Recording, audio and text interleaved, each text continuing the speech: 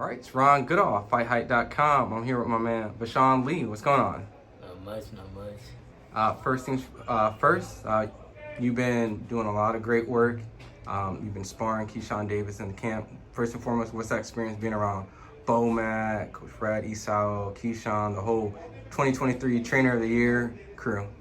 No, I've been good. Since I've been up here, I learned a lot of different stuff, transitioning over to the pros.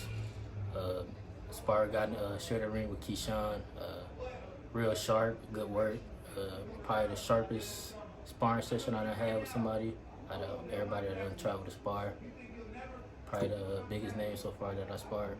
Who's some of the people you worked with? Just curious. Really not like no big name. I can't really remember. I know just traveling, sparring just like real local boxers in their states. You know, a little bit about yourself. I see you got the USA Boxing on, coming strong from the amateur backgrounds.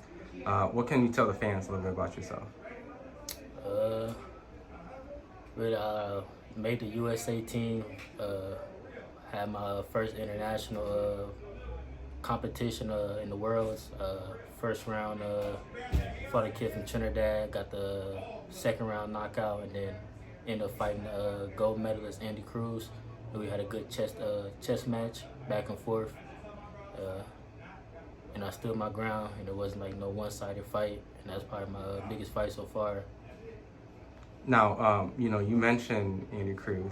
Obviously, you sparred Keyshawn. You said Keyshawn's the sharpest you worked with. Is that valid? Through everything from even going through Andy Cruz and Keyshawn, just that much of a difference? Yeah, two different styles, but he got a way better style, I could say.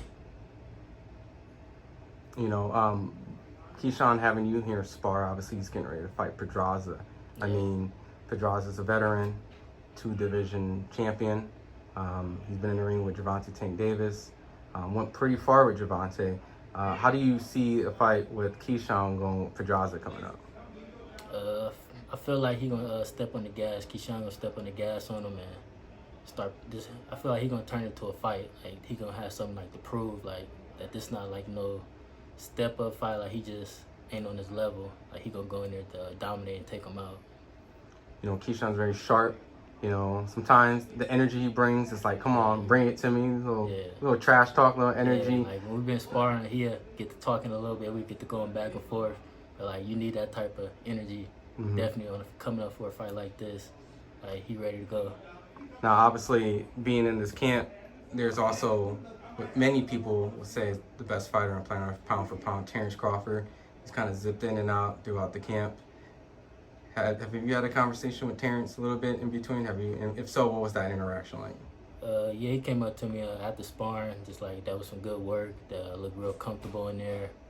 And then I got to see him spar about 8 rounds, and it was just technical through every round. He's solid. You put a big smile on your face, as in like, he's really that guy. Yeah, he did some things in there like I must have put in my bag. With that, you come from an amateur background. You said you made the American team. The American team has an Olympic team coming up? No, not this one. I fought on a Team USA about 2 years ago. Okay, the previous one. Yeah. Now, I have to ask, is the goal to turn pro? And if so, have you decided when and how to go about? Yeah, I actually got my pro debut coming up February 10th, so like a week or two. How excited are you? I'm excited, and it's back home, so I get to finally fight in front of all my people back home. Been about 10 plus years since I fought back home, like amateurs, and everybody been waiting for me to fight back home, and now I got my pro debut there. And where's home? Rock Island, Illinois. Okay. Yeah. Is not really a lot of boxing there, is there? Or am I wrong? Is that really a boxing area? Yeah, like back in the day, you had Michael Nunn. That's my cousin. You had Antoine Echoes, and then you got You said it so calmly, like Michael Nunn. That's my. You said cousin? Yeah. You're talking about one of the best back in the '80s. Yeah. Oh man. So you had him, Antoine Echoes, and then you got a few pros that's around that area. Chino Hill, that's probably the next pro that's there. that's making some noise. Fought out here a couple of times on the Tank card and Devin Haney and Loma. Now, is it true?